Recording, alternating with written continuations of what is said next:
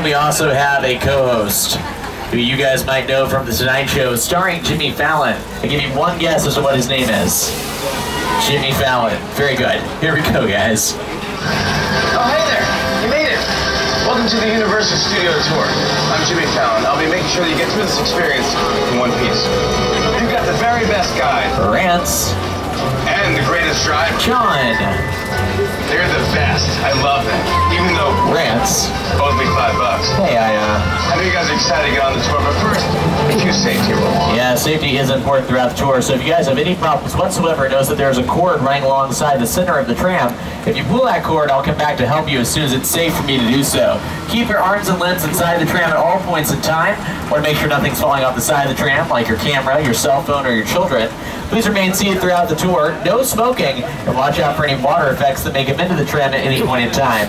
I'm not saying that there's going to be water on the tour, I'm just saying there might be some water on the tour, watch out. Now we're about to head out of the theme park and into the live, real, working studio lot. There's a lot of cool stuff to see here because the lot's been around for over 100 years. Pretty impressive stuff. The tour started just about 50 years ago, so you're on a historic tram ride as well. Look at either side of the tram, you'll be able to notice that we have a timeline of some of the greatest movies in Universal history, from the perennial classics of yesteryear to the blockbuster epics of today. I'm going to go ahead and show you a scene from one of these great movies. Let's see if you guys can tell me just what film it's from.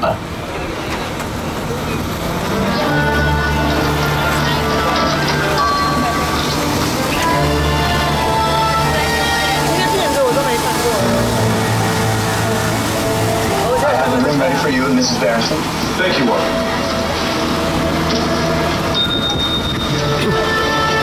Did you hear that? Mrs. Barristan. Not quite, darling, but soon. Very, very soon. Hello. Yes?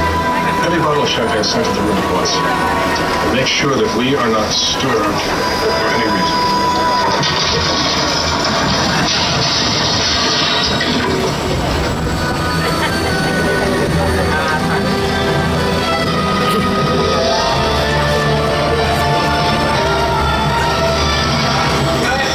That was great. That was great.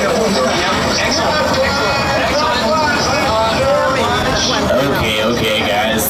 That was actually Jimmy Fallon inside stage 20. That's what the inside of a soundstage looks like. You guys are about to see the outside of a whole bunch of sound stages, starting with stage 12. Stage 12 is our largest soundstage here on the Universal lot, and you'll see it coming up on your left-hand side as we round this corner. It's where we shoot a popular TV series called The Voice.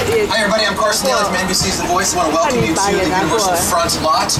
Our show is filmed on stage 12. It happens to be the largest soundstage on the Universal lot. Take a look. We shot a lot of iconic movies inside that stage, including things like Frankenstein, Dracula, Scarface, Back to the Future, Jurassic Park, How the Grinch Stole Christmas, and Couples Retreat. So that is a big sound stage. We also have a lot of busy sound stages as well. If you look over on your left-hand side, you can see we have stage 25. Stage 25, as we round the corner in just a second, will be followed by stages 24, 23, and 22.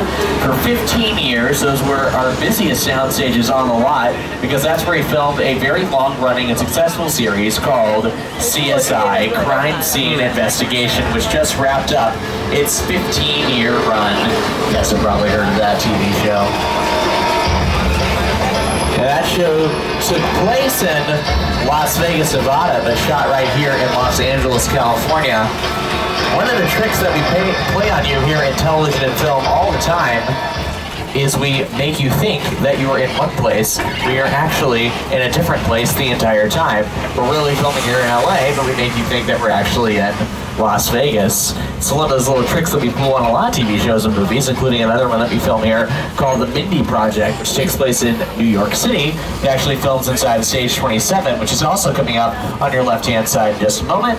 The Mindy Project stars Mindy Kaling and is going into its 4th season, which will be airing exclusively on Hulu this fall. That's The Mindy Project with Mindy Kaling.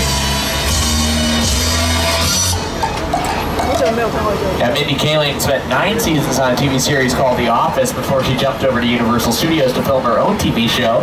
Which, in case you were confused or someone told you differently, you are currently at Universal Studios Hollywood. Universal Studios Hollywood is part of a much larger media powerhouse called NBC Universal.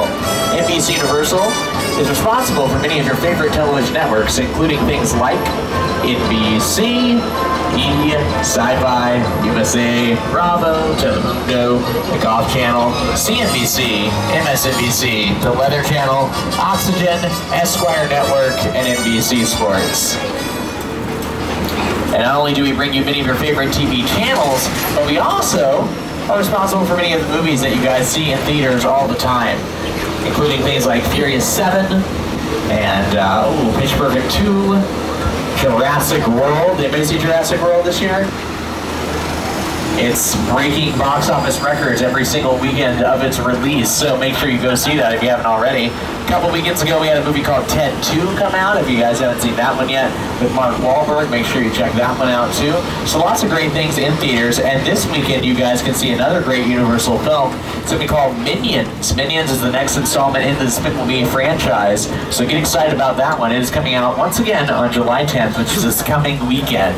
Now, many of the production companies, writers, producers for those films have offices on your left-hand side. These are our bungalows. The bungalows used to be the dressing rooms for many of the top stars of Hollywood's golden age.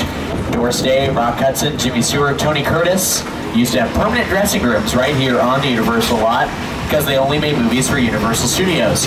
Nowadays, things work on more of a film-by-film basis, so instead of being contracted for specific studios, actors are contracted for specific films instead.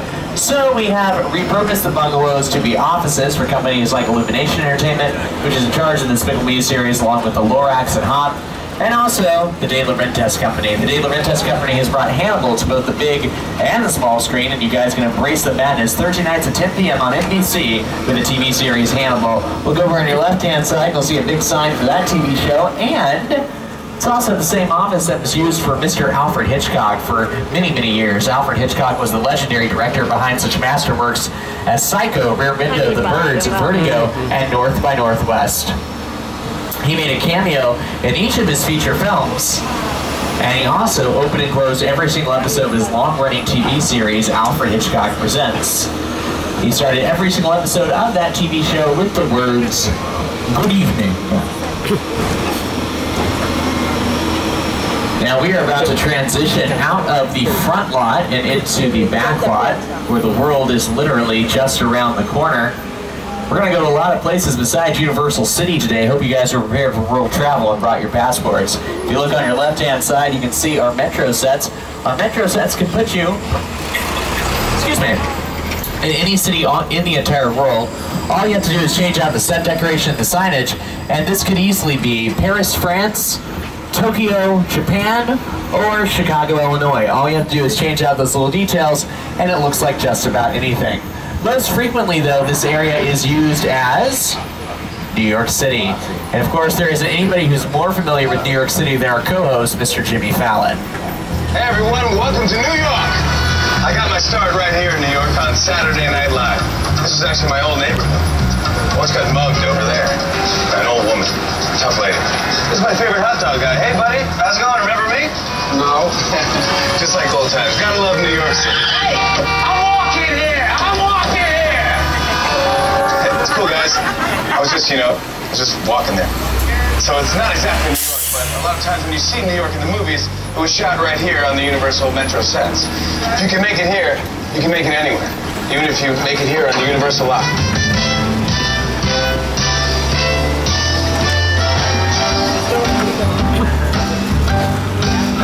Now these sets have been used recently in movies like the first Transformers film, where this is used as part of downtown Los Angeles and the big fight scene that helps to end the movie. It's also used in things like Captain America, the First Avenger, The Amazing Spider-Man 2, episodes of NCIS, House, The Mentalist, Bones, Castle, any crime TV show that you can think of is used at one point or another. Movies like Bruce Almighty with Jim Carrey, and The Sting with Robert Redford and Paul Newman. But most of the buildings that you see are actually facades or false fronts. You got the front of the building. Typically there's nothing on the inside of the building. They just film the outsides. To go on the inside, you go inside of a soundstage where you'll have the interior sets built. Even the outsides of the building, the brick and stone that you see is usually fiberglass or foam rubber. That way they can rip it off and put something else on the side if they so choose to do so. Everything's very convertible around here. Even that backdrop you see on your left-hand side is actually a painting with shadowing put inside of it. That way, if you see it out of focus in the background of the shot, it looks like there's more buildings in the background. And also, if you see that reflected in one of the windows on this side, it looks like there's something other than the Hollywood Mountains in the background. Another great movie that's used this area was called The Blues Brothers with Dan Aykroyd and John Belushi. That movie was filmed just about 35 years ago. It just celebrated its 35th anniversary. So lots of historic things have happened here over the years. Great movies, great stars have walked up and down these streets again and again and again, and you guys are currently sitting on the pathway of those incredible luminaries. There we go. Now, keep your eyes open on your right-hand side because you're going to get one last really good glimpse inside of our Metro sets before we move away from this concrete jungle. And the next area we're going to be heading into is an actual jungle, or rather a virtual jungle, if you will. And I'm going to go ahead and turn it over to an Academy Award-winning director to tell us about that. His name is Peter Jackson. It's the original King Kong that made me want to direct movies. I saw that movie on TV when I was about 8 or 9 years old, and I wanted to become a filmmaker. I like films that just take you away from your real life.